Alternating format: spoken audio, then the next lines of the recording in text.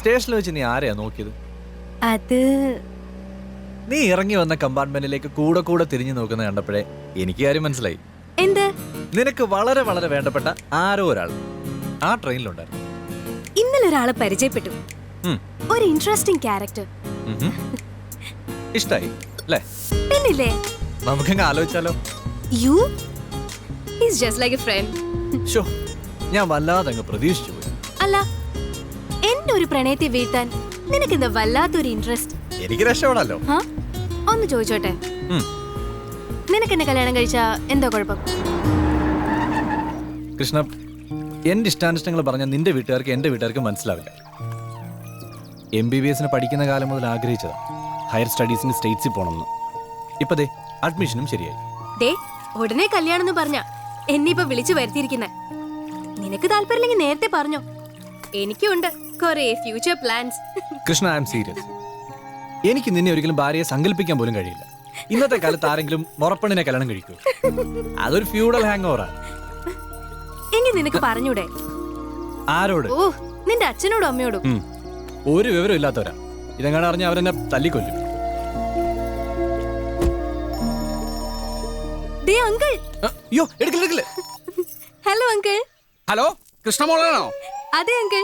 ജയഭാരതി, കൃഷ്ണമോളാണോ? സംസാരിക്കും. മോളെ എത്തിയോന്ന് അറിയാൻ വേണ്ടി വിളിച്ചതാ. യാത്രയൊക്കെ സുഖമായിരുന്നോ? ആ, സുഖായിരുന്നു അങ്കിൾ. അവരൊന്ന് കൊടുത്തേ. അങ്കിൾ. ഹലോ. എടാ, അവളെ നിന്റെ കാറിലല്ലേ കൂട്ടിക്കൊണ്ടു പോകുന്നേ? ആ, അതെ. നിങ്ങൾ രണ്ടുപേരും തനിച്ചല്ലേ കാറിലുള്ളൂ? ജയഭാരതി, അവർ രണ്ടുപേരും തനിച്ചേ കാറിലുള്ളൂ. സംസാരിക്കേ. ഒന്ന് കറങ്ങി നടന്ന് പതുക്കെ വീട്ടിലോട്ട് പോയാ മതി. ഓ, എന്ത് സംഭവിച്ചാലും പേടിക്കണ്ട. നിങ്ങളുടെ കല്യാണം ഉടനെ നടത്താനാണ് ഞങ്ങളുടെ തീരുമാനം. 1-2 ദിവസത്തിനകം ഞങ്ങൾ അവിടെ എത്തിയേക്കാം. ഞാൻ ഇന്ന് തന്നെ പോരും. ഒന്നുകളെ ഞാൻ എന്താ അവനൊന്ന് തിരിച്ചു പോകണം. പറഞ്ഞതനുസരിച്ചാ മതി. ജയഭാരതി, ഫോൺ കട്ടി. എന്റെ കൃഷ്ണ, നിനക്ക് ആ ട്രെയിനിൽ വെച്ച് കണ്ട ആളെങ്ങനെ ഒന്ന് പ്രേമിച്ചുകൂടായിരുന്നോ? ഞാൻ ഇടപെട്ട് എങ്ങനെയെങ്കിലും കല്യാണം നടത്തി തന്നെ. എനിക്ക് കുഴപ്പമൊന്നുമില്ല. അയാളുടെ പടം ഞാൻ വരച്ചിട്ടുണ്ട്. എല്ലാവർക്കും ഇഷ്ടപ്പെട്ടാ ഞാൻ റെഡിയാ.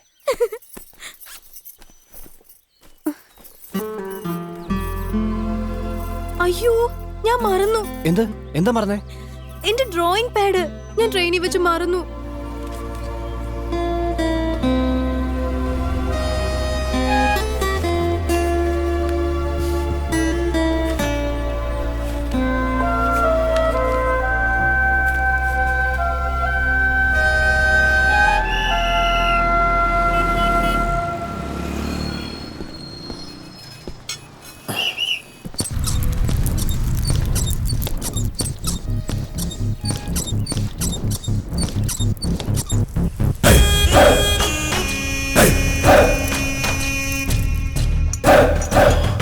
എന്ത് വേണം?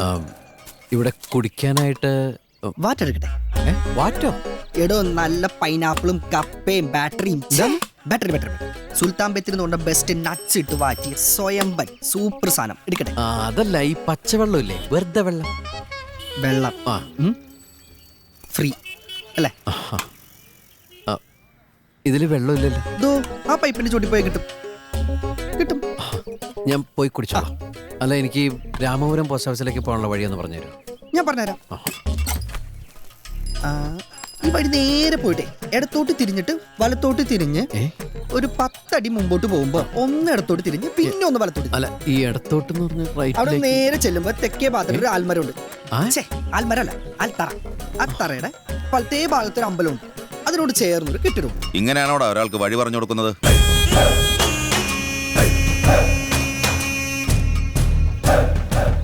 എന്റെ കൂടെ വാ, ഞാൻ കാണിച്ചു തരാം. താങ്ക്സ്.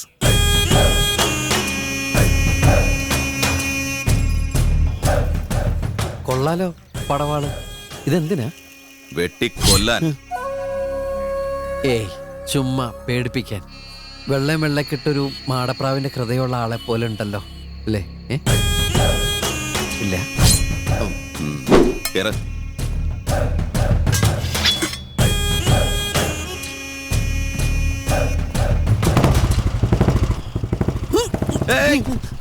സോറി.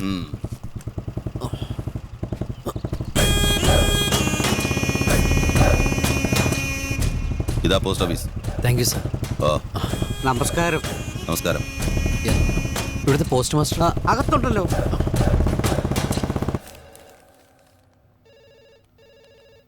പണം കിട്ടാൻ മറ്റ് തടസ്സങ്ങളൊന്നുമില്ല. പക്ഷേ ഇതിൽ പറഞ്ഞിരിക്കുന്ന പുതുക്കോട്ടയിൽ വീരഭദ്രന്റെ മകനാണ് താനെന്ന് തെളിയിക്കേണ്ടി വരും. ഒരു മിനിറ്റ്. ഇതാണ് എൻ്റെ ID. മാത്രമല്ല ഇത് കണ്ടോ, ഇതാണ് എൻ്റെ അച്ഛനും അമ്മയും.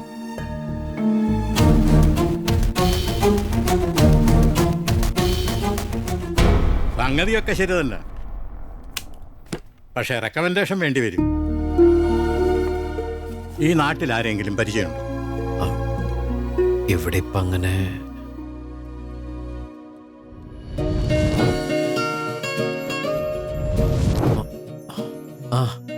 ഇവിടെ രാവണപുരത്ത് കിഴക്കേക്കോട്ടയിലെ ഒരു കുട്ടിയെ പരിചയമുണ്ട്. കൃഷ്ണ.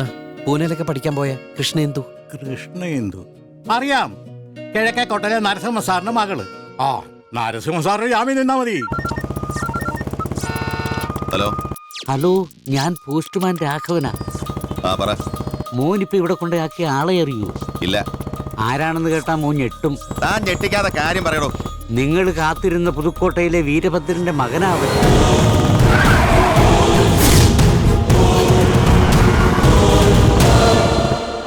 ഈ കിഴക്കേക്കോട്ട ഏത് ഭാഗത്തായിട്ട് വരും? ഇവിടുന്ന് ഇറങ്ങി നേരെ ലെഫ്റ്റിലേക്ക് പോയാൽ ഒരു ശ്രീരാമക്ഷേത്രമുണ്ട്. ആ, ഇപ്പൊ സാർ അവിടെ ഉണ്ടാകാൻ വഴിയുണ്ട്. ക്ഷേത്രത്തിന്റെ ഇപ്പോഴത്തെ രക്ഷാധികാരി മൂപ്പരാ. ഓ ശരി. ആ,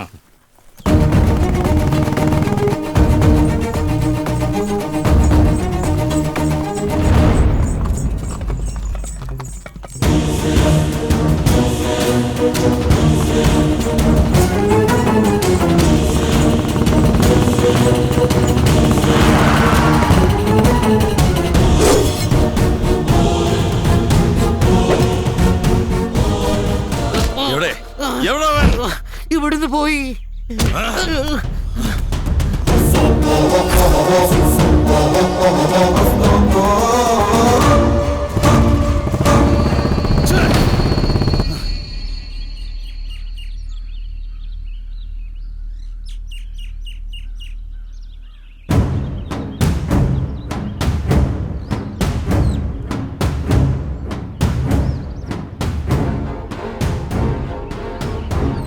ഭഗവാനെ രക്ഷിക്കണേ.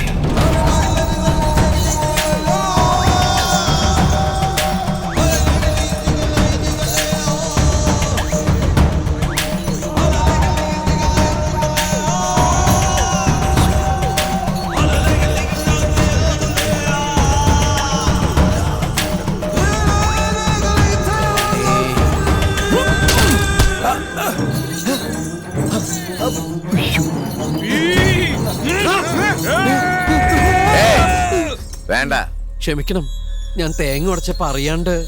സോറി. അയാള് തേങ്ങ ഉടച്ചതല്ലേ, എന്നെ ആക്രമിച്ചതൊന്നും അല്ലല്ലോ. അതും കൊടുത്തേക്ക്. അയ്യോ കുഴപ്പമില്ല, വച്ചോളൂ. ആവശ്യം കഴിഞ്ഞ് തന്നാ മതി. ഓ, ഇവിടെ എങ്ങും കണ്ടിട്ടില്ലല്ലോ. ഞാനിവിടെ ആദ്യമായിട്ടാ. എവിടുന്നാ? പൂനെന്നാ. പൂനെന്ന് തേങ്ങ ഉടയ്ക്കാൻ വേണ്ടിയാണോ ഈ അമ്പലത്തിൽ വന്നത്? അമ്പലത്തിൽ കയറിയപ്പോ തേങ്ങ ഉടച്ചെന്നുള്ളൂ.